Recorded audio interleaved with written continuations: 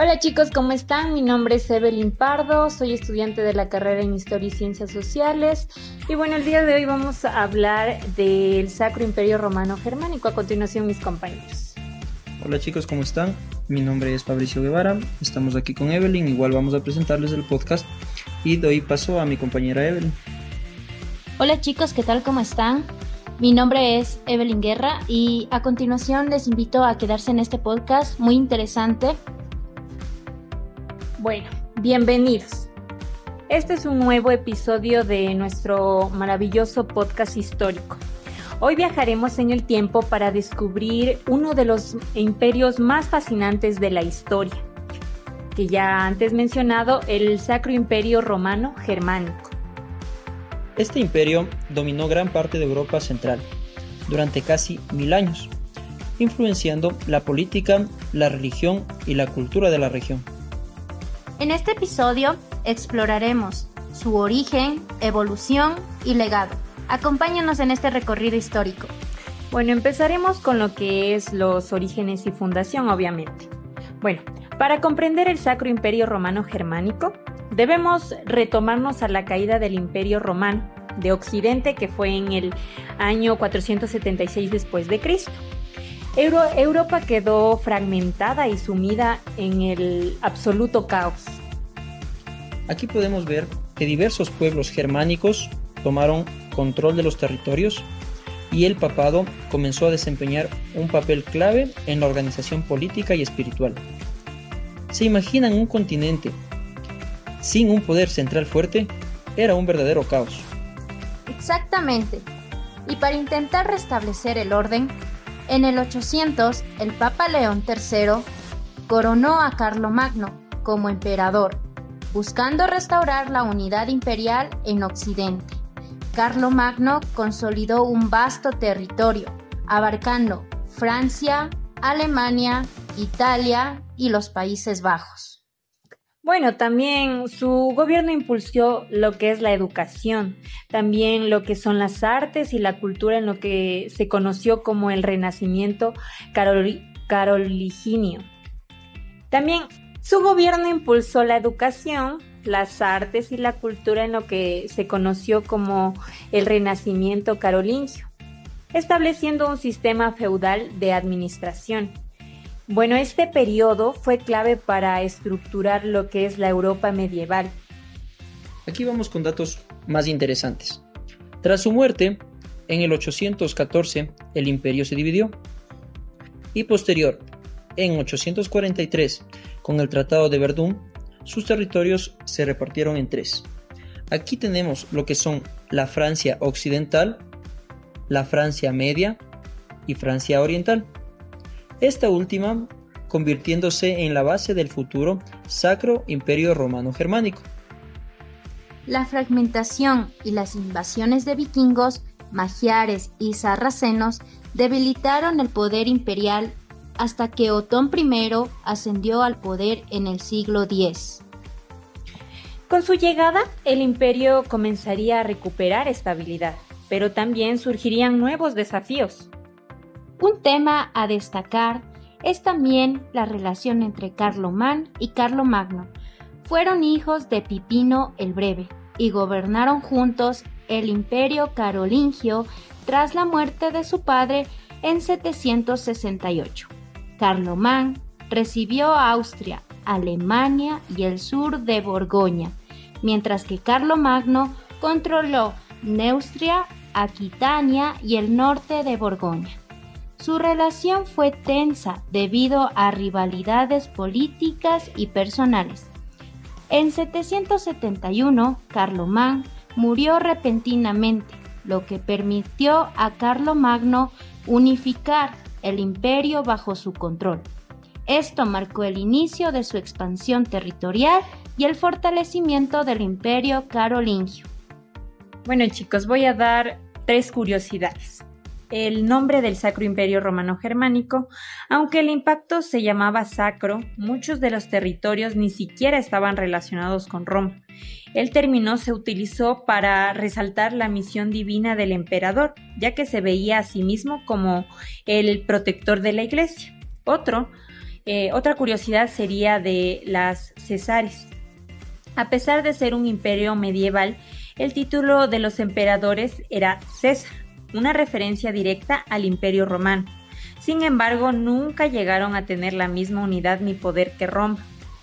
Y para finalizar, la paradoja de la coronación. El emperador no era coronado por su propia gente, sino por el Papa, lo que lo hacía que su poder estuviera ligado a lo que es la Iglesia. Esto generaba tensiones constantes entre el poder secular y el religioso. Un tema a destacar es que el Sacro Imperio fue la base de los grandes países que tenemos ahora en Europa. Por ejemplo, tenemos a Alemania, que fue el núcleo del imperio y su territorio se expandió a lo largo de gran parte de lo que hoy es Alemania. Austria, uno de los territorios más importantes, especialmente durante los últimos siglos del imperio, cuando la Casa de Augsburgo dominaba. Suiza, aunque tenía gran autonomía, varias partes eran suizas las que conformaban el imperio. Aquí tenemos también a República Checa, que es el Reino de Bohemia, fue una de las entidades más poderosas dentro del imperio. Bélgica, las regiones del norte, como los Países Bajos españoles, también pertenecieron al Sacro Imperio. Y destacamos aquí lo que fue primero un principado a Luxemburgo. Fue un territorio dentro del imperio gobernado por los duques de Luxemburgo. Aquí tenemos conflictos y reformas. El Sacro Imperio Romano Germánico enfrentó numerosos conflictos y reformas a lo largo de su existencia. Uno de los más destacados fue la querella de las investiduras, en el año 1075 a 1122, un enfrentamiento entre el papado y el emperador por el control del nombramiento de obispos. También hay que tener en cuenta lo que es la Paz de Habsburgo, que fue en 1555. Intentó resolver lo que fueron las tensiones religiosas entre los católicos y protestantes tras la reforma de Lutero, pero la inestabilidad continuó. También culminó lo que fue la Guerra de los 30 años, que partió desde 1618 hasta 1648. Un devastador conflicto que concluyó con la Paz de Westfalia, debilitando el poder imperial y fortaleciendo la autonomía de los estados. Las reformas incluyeron la Reforma Protestante de 1517, que fragmentó la unidad religiosa, y la Reforma Imperial del siglo XV, que buscó centralizar el poder sin mucho éxito.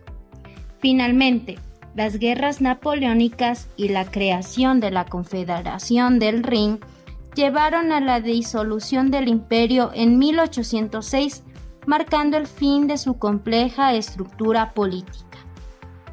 La fragmentación del poder en el Sacro Imperio se debió a su compleja estructura feudal, donde el emperador compartía autoridad con los príncipes, los duques, los obispos y las ciudades libres. En la querella de las investiduras se debilitó el poder imperial, al ceder influencia en nombramientos eclesiásticos al papado.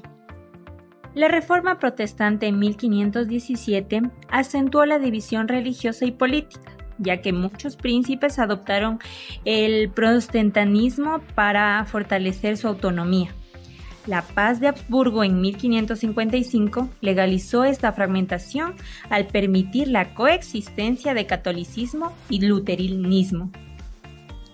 La Guerra de los 30 años agravó la crisis, devastando territorios y concluyendo con la Paz de Westfalia, que consagró la soberanía de los estados imperiales. La falta de un poder central impidió reformas efectivas y, finalmente, las guerras napoleónicas aceleraron la disolución del imperio en 1806, marcando el fin de su autoridad fragmentada. Bueno, ahora partamos este punto que fue lo que es el declive y disolución del Sacro Imperio. Durante los siglos XVII y XVIII, Austria y Prusia surgieron como las principales potencias dentro del imperio.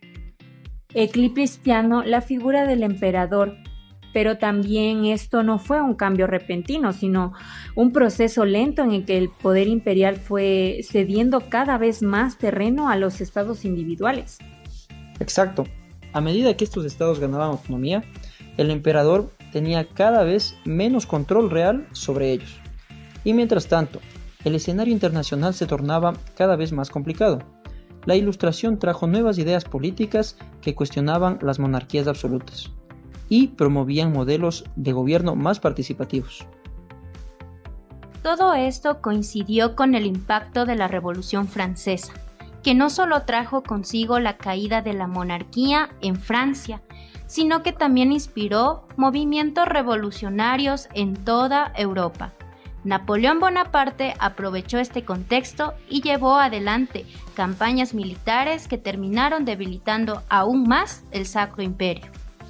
Y bueno, finalmente en 1806, tras una serie de grandes derrotas ante Napoleón, Francisco II abdicó y el Sacro Imperio Romano Germánico dejó de existir oficialmente. En su lugar, Napoleón impulsó la Confederación del Rin, una serie de estados alemanes bajo su influencia directa.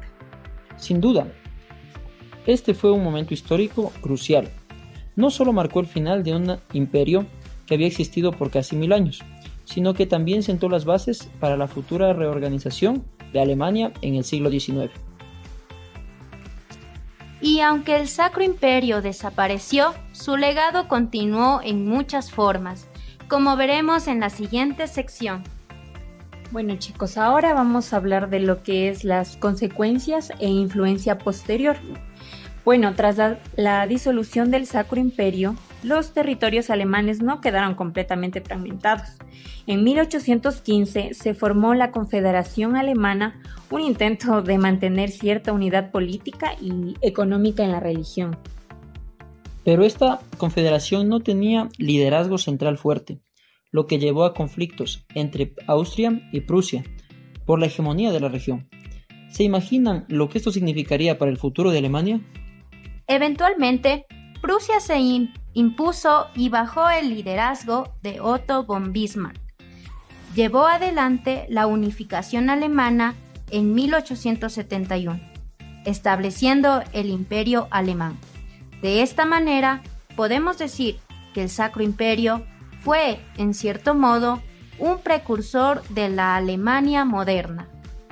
Y también podemos decir que además la estructura descentralizada del Sacro Imperio influyó en lo que es el modelo de federalismo que aún existe en Alemania hoy en día. La idea de estados con autonomía pero con un bajo gobierno central sigue siendo una característica clave del país. Y no solo en Alemania. El modelo del Sacro Imperio también influyó en otras estructuras políticas europeas, demostrando que la descentralización no siempre significa debilidad, sino que puede permitir el desarrollo de identidades regionales fuertes dentro de una nación. Así que, aunque el Sacro Imperio Romano Germánico desapareció, su influencia sigue viva en la política y en la organización territorial de Europa. Ahora pasemos a la reflexión final. Bueno chicos, como hemos hablado todos estos temas, vamos a pasar a lo que son las conclusiones y las reflexiones finales, obviamente. Bueno, yo lo que puedo decir que es que a lo largo de casi 1000 años, el Sacro Imperio Romano Germánico dejó una profunda huella en la historia de Europa. Su evolución desde la época de Carlomagno hasta su disolución con Napoleón nos muestra cómo los imperios pueden transformarse y adaptarse con el tiempo. Evidentemente, algo que debemos destacar es su sistema de gobierno. Aunque descentralizado, permitió la coexistencia de múltiples estados con distintas culturas, lo que sentó las bases para el federalismo moderno. Pero también nos dejó lecciones sobre los desafíos de mantener un equilibrio entre el poder central y la autonomía regional. ¿Y tú, qué opinas? ¿Crees que el Sacro Imperio fue un modelo exitoso o estaba condenado a fracasar? ¿Ves paralelismos con sistemas políticos actuales? Déjanos tus comentarios y únete a la conversación.